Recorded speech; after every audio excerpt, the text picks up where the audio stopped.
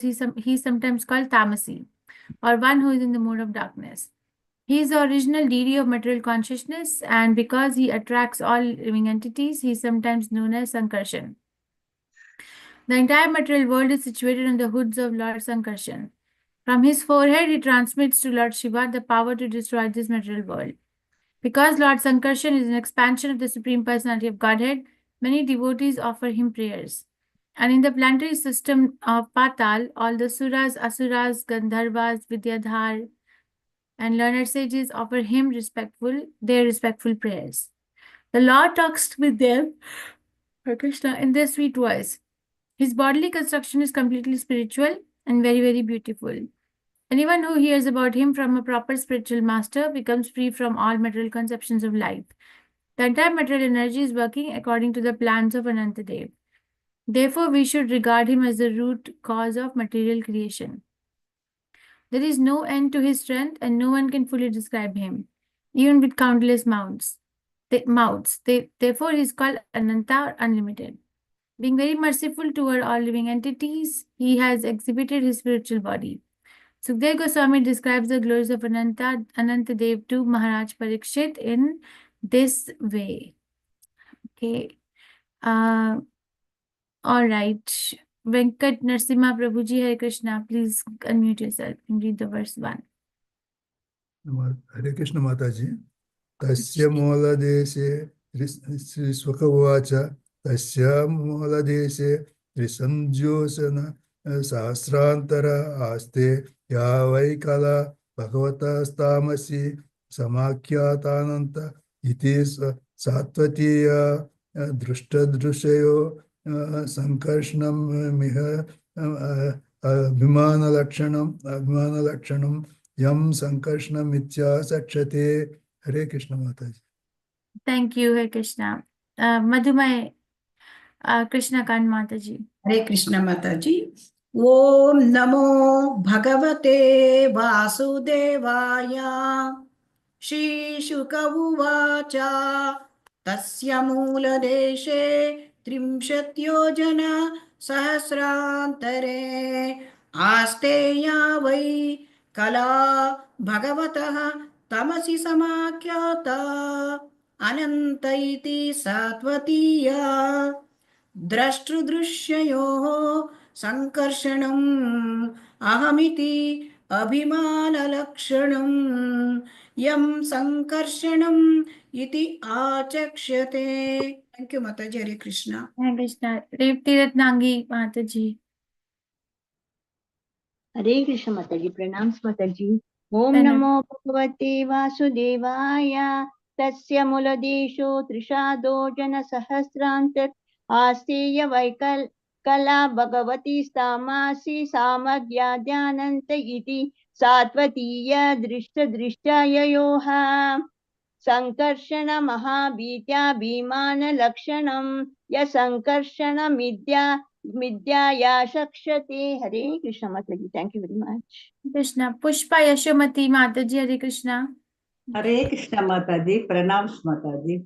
Namo Bhagavate Vasudevaya Sri Sukha Uvacha Tasya Mula Deshe Dimsata Yojana Sahasrandara Aste Yavai Kala Bhagavadastamasu Samakya Ananda Idi Satvadiya Trishtu Disyayo Sangarshanam Aham Gidi Ahimana Lakshanam Yam Sangarshanam Gidi Achashade. Hare Krishna Mataji. Thank you, Mataji. Thank you, Hare Krishna. Anjali Mataji.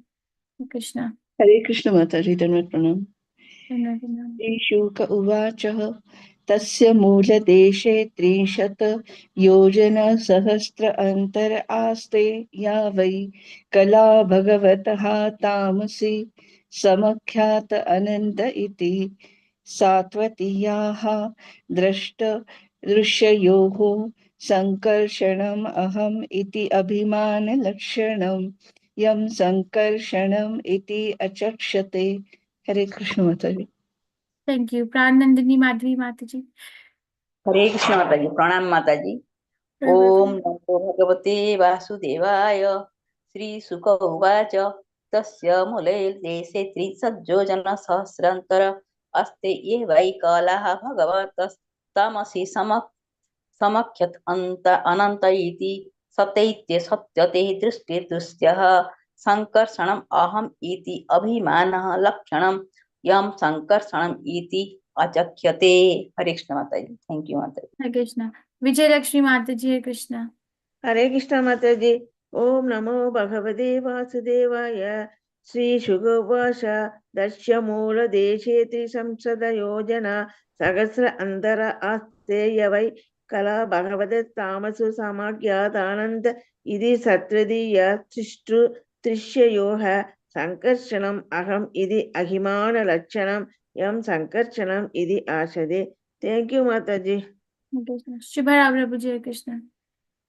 और प्रकाश राव प्रभु जी, हरे कृष्ण। हरे कृष्ण माता जी, धन्यवाद, प्रणाम। कृष्ण। ओम नमो भगवते वासुदेवाय। श्रीशुक उवाच तस्य मूलदेशे त्रिसन्द योजना सहस्रान्तरास्ते या वै कला भगवतस्तमहि समख्यान्तर इति पार्वतीय सारी सात्वतीय दृष्टदृश्ययो संकर्षणम् अहम् इति अभिमान लक्षणं यम संकर्षणामित्यान चक्षते। हरे कृष्ण माता जी, थैंक यू धन्यवाद। कृष्ण। शुभ राम प्रभु जी, हरे कृष्ण। हरे कृष्ण माता जी, दंडवत प्रणाम। प्रणाम। श्री सुक उवाच तस्य मूलदेशे त्रिंशद्योजनसहस्रान्तरास्ते या वै कला भगवतस्तामसि समाख्यातानन्त इति सात्वतीया दृष्टुदृश्ययो संकर्षणमहमित्यभिमानलक्षणम् यं संकर्षणमित्याचक्षते। हरे थैंक यू कृष्ण। श्रीशुक उवाच तस्या मूला देशे त्रिष्मद् योजनसहस्र अन्तरा अस्ते वा वै कला भगवतस्तमसि समाख्यात् अनन्त इति सात्वित्या दृष्टोर्दृश्योः संकर्षणम् अहम् इति अभिमाना लक्षणं यं संकर्षणम् इति आचक्षते। Shri Shuk Uvach. Sukdev Goswami said, Tasya, on the planet Patal, Mula Deshe, in the region beneath the base, Trimsat, 30, Yojan, 28, 8-mile units of measure, Sahasra Anantre, at an interval of 1000, Aste, remains, which, why indeed Kala, an expansion of an expansion, Bhagavataha, of the Supreme Personality of Godhead, Tamasi, related to darkness, Samakhyat, called Ananta, Ananta. Iti, thus, Satvatiyaha, the devotees, Drashtar Drishyayoho, of matter and spirit. Sankarshanam, the drawing together. Aham, I, iti, thus, Abhiman, by self-conception. Lakshanam, symptomatized.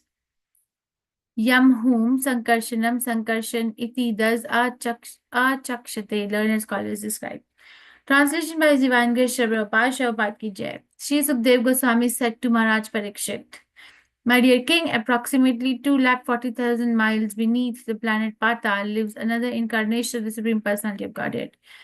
He is expansion of Lord Vishnu, known as Lord Ananta or Lord Sankarshan. He is always in transcendental position, but because he is worshipped by Lord Shiva, the deity of Tamogun or darkness, he is sometimes called Tamasi. Lord Ananta is the predominating deity of the material mode of ignorance, as well as the false ego of all conditioned souls. When a conditioned living being thinks, I am the enjoyer and this world is meant to be enjoyed by me, this conception of life is dictated to him by Sankarshan. Thus, the mundane conditioned soul thinks himself the Supreme Lord. Purport by His Divine Grace Sri Prabhupada Ki Jai. There is a class of men akin to Mayavad philosophers who misinterpret the Aham Brahmasmi and so Aham Vedic mantras to mean I am the Supreme Brahman and I am identical with the Lord. This kind of false conception in which one thinks himself the supreme enjoyer is a kind of illusion. It is described elsewhere in Srimad Bhagavatam, 5th canto, 5th chapter, verse 8. Janasya moho ayam, oh Krishna, sorry, aham mameti. As explained in the above verse, Lord Sankarshan is a predominating deity of this false conception. Krishna confirms this in Bhagavad Gita, 15th chapter, verse 15. Sarvasya chaham hridhi sannivishto matta smritir jnanamapohanam cha. I am seated in everyone's heart, and from me comes remembrance, knowledge, and forgetfulness. The Lord is situated in everyone's heart as Sankarshan. And when a demon thinks himself one with the Supreme Lord, the Lord keeps him in that darkness. Although such a demoniac living entity is only an insignificant part of the Lord, he forgets his true position and thinks he is the Supreme Lord. Because this forgetfulness is created by Sankarshan, he is sometimes called Tamasi. The name Tamasi does not indicate that he has a material body. He is always transcendental. But because he is the super soul of Lord Shiva, he must perform tamasic activities.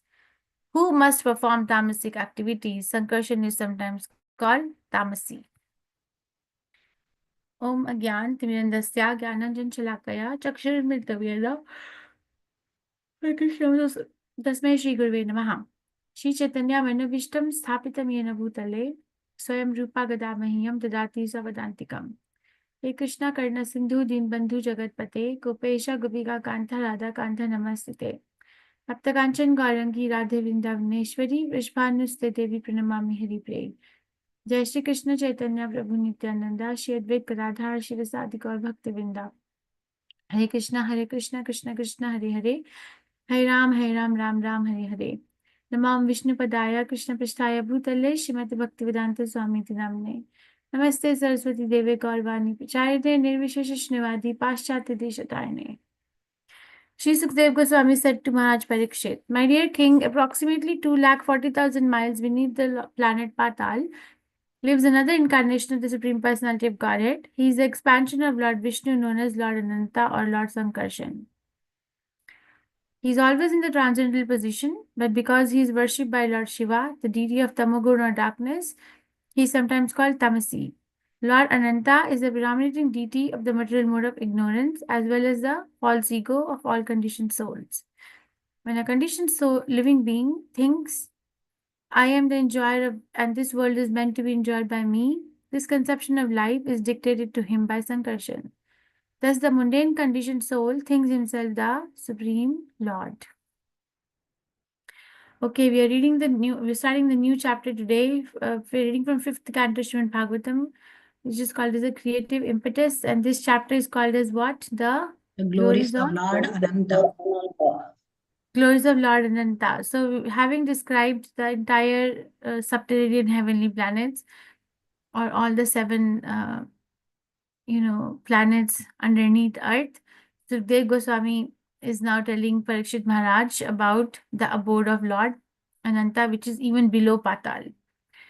So, I was thinking, in the Krishna is at the bottom. He has kept himself even lower than the Patal, so he can look up for all of us, right? So, in the sense that he is not ignoring anyone.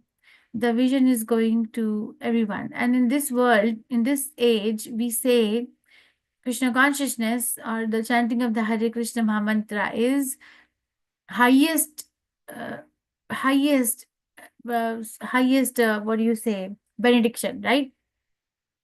The highest benediction that a conditioned soul can ever get is to chant the Hare Krishna Mahamantra. This is the highest mode of self-realization in Kali Yuga, and it is available to everyone. And this chanting of the Hare Krishna Mahamantra was brought by Chaitanya Mahaprabhu from Golok Vrindavan, right? Golokera Premadhana Hari Nam Sankirtana. So that we can chant this mantra and become free from all the problems, all the attachments or detachments of this material world, this concept, that concept, and then go back to Krishna.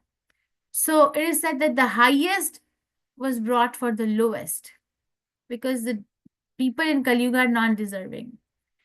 They cannot do any kind of austerity other than, chanting the Hare Krishna Mahamantra. That too also is very difficult.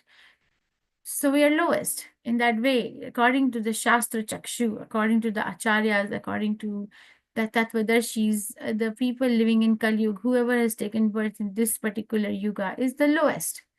There is nothing glorious about anybody in this yuga if we look at ourselves from the eyes of Vyasdev. If we look at ourselves from the eyes of all these acharyas, there's nothing special, nothing. I can think I have this special, I have this skill, I have this and that. But from their eyes, it's a very sorry situation to be in, that we are sorry that you have taken birth in this yuga. We are sorry that you're here right now at this time. So you see, we say that, right, to people who are going through tough time or are having some difficulty. Do we say that I'm very sorry that for your loss? I'm very sorry that you're going through this. Do you talk like that? Yes, say Yes, that. Mataji. I'm very, Mataji. very sorry that this happened to you. Yes. Yes, So like Mataji. that, the acharyas and all the big all our gurus are saying that we're sorry, very, very sorry that you're here right now. But hey, there is only one good thing. Kale Tosh Nidhi Rajan Asti Ek Mahan Guna. Only one good thing. What Kirtana Deva Krishna Sya Mukta Sangha Param Vrajel. If you do this Hare Krishna Mahamantra or this Kirtan, or then Mukta Sangha Param Vrajel. You can not only get free from the false association, but also Param Vrajel, also achieve the supreme destination. So it's very, very sorry, right? So the highest for the lowest. So that way one can say that, is Krishna playing role in my lowest position?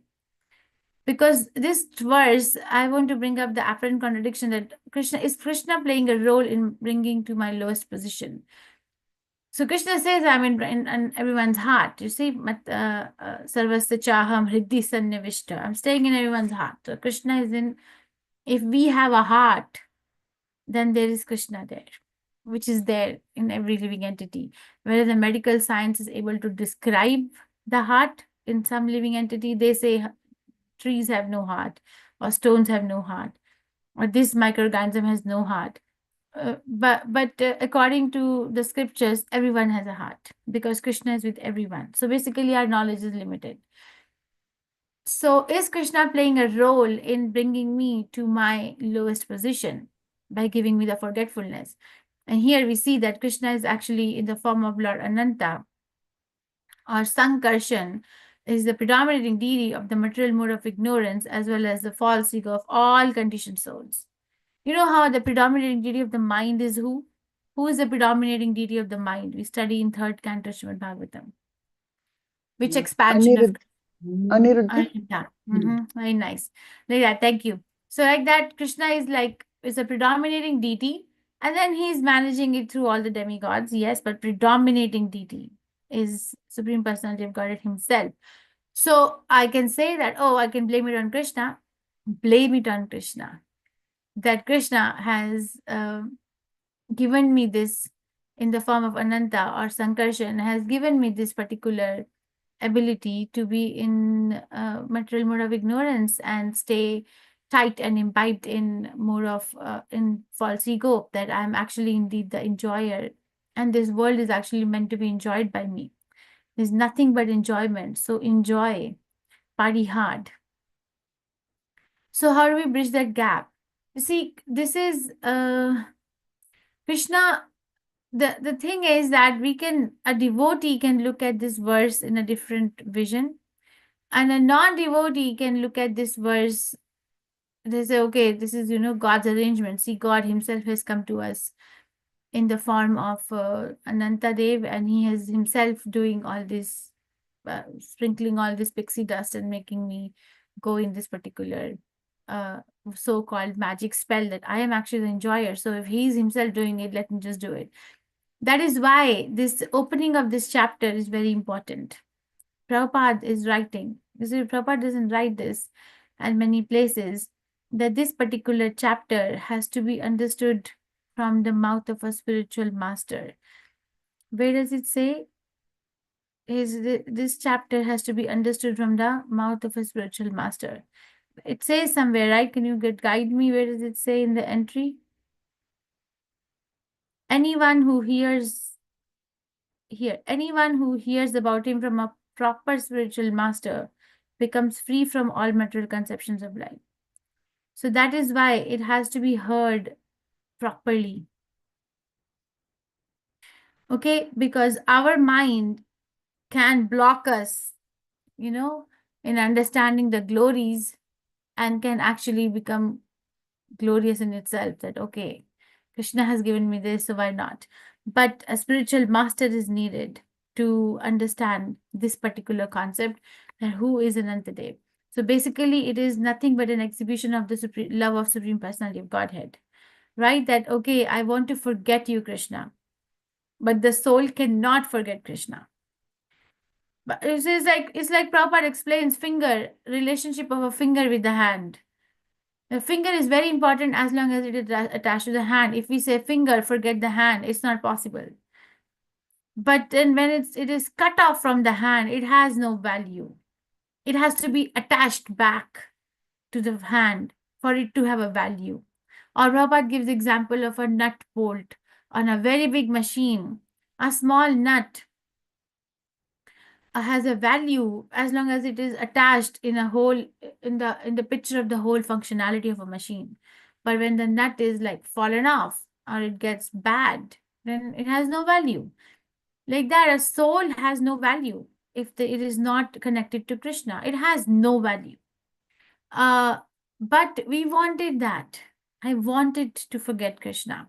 We were talking about grief the other day, that where does this concept of grief actually comes? Because anything that is in this world is a perverted reflection of spiritual, right? So this grief is coming from where? Because where is this transcendental grief origin? Yes, we have examples of transcendental grief. We have examples of when Krishna was leaving Vrindavan, and all the Brajavasis and gopis were grief-stricken. Right? We have examples of Arjun is grief-stricken in Bhagavad Gita. Like that, we have examples of the grief, but where is the origin? So the origin, one devotee said so nicely, is when we are leaving Krishna. So, I'm going, Krishna, I want to go. I want to be independent. I don't want to be subservient to you. And Krishna is trying to say that it's not possible because we are so intimately connected. Says no. It's so actually the grief is originating from there. That there's this sadness that okay, there's this sadness, and then what happens? We spend and then we have failed horribly, terribly, in living without the Supreme Personality of Godhead. And then in every relationship we go, or any situation we place ourselves, or any goal that we make, or any kind of lifestyle we are adopting, is always to imitate the happiness that we had with Krishna. Always. It's always like that. Okay, I can be happy if I have a very big house. Well, Krishna has kept us in the whole palace. I can be happy if I have very good food. We cannot match the cuisine of Goloka Vrindavan, what Srimati Radharani is cooking for Krishna. We cannot. I can be very happy if I'm very knowledgeable. The soul is knowledgeable in itself. Like that. I can be very happy if I have this working relationship that is like my health is good, everything is, because we are trying to imitate. So how and why? Because of this grief that I'm sad. Actually, the soul is sad. So, but still it is very stubborn. I don't want to go back. So where is this? Now Krishna can give intelligence. Intelligence means discrimination, right? Power to discriminate. Either way, because as long as we are not ready, he is not going to force. He will bring opportunities, he will bring situations, he will bring people, right? He'll bring his holy name. But as long as I am ready, he's not going to force. He'll keep on making arrangements. So this forgetfulness is actually my need, not Krishna's need. Is my need. I want to forget you, Krishna. I want to be the enjoyer. I want to look at this world filled with marketplaces and so many enjoying, cuisines. There's so many food channels. There's so many traveling destinations, so many fashion clothes, so many books to read, so many languages, so much variety, so many seasons, so much. But where is the happiness? Where is the happiness? There is no happiness. I said no, happiness is a continuous function. But as my Guru Maharaj explained, that what we think happiness is not happiness. What is it? It is a reversal of distress. I am feeling happy because I am not distressed. There's always a duality. But happiness is not dependent on the true happiness, or ananda is not dependent on any duality. It's there. It's just there because I'm part and parcel of Krishna, and I'm very happy with that particular ego or identity. And I am part and parcel of Krishna. So a sannyasi or a very elevated pure devotee is why are they situated in Brahmabhuta Prasannatma? Why? Because they're very happy with that identity, that I am actually Krishna's part and parcel. In this world, we try to say, okay, I am happy because my investments went up. I'm happy because my children are healthy, because I'm happy because I'm educated. I'm happy because I'm this, I'm that, whatever upadhi one is wearing. I'm happy because I'm working. I'm happy because I'm retired and getting good, retirement benefits.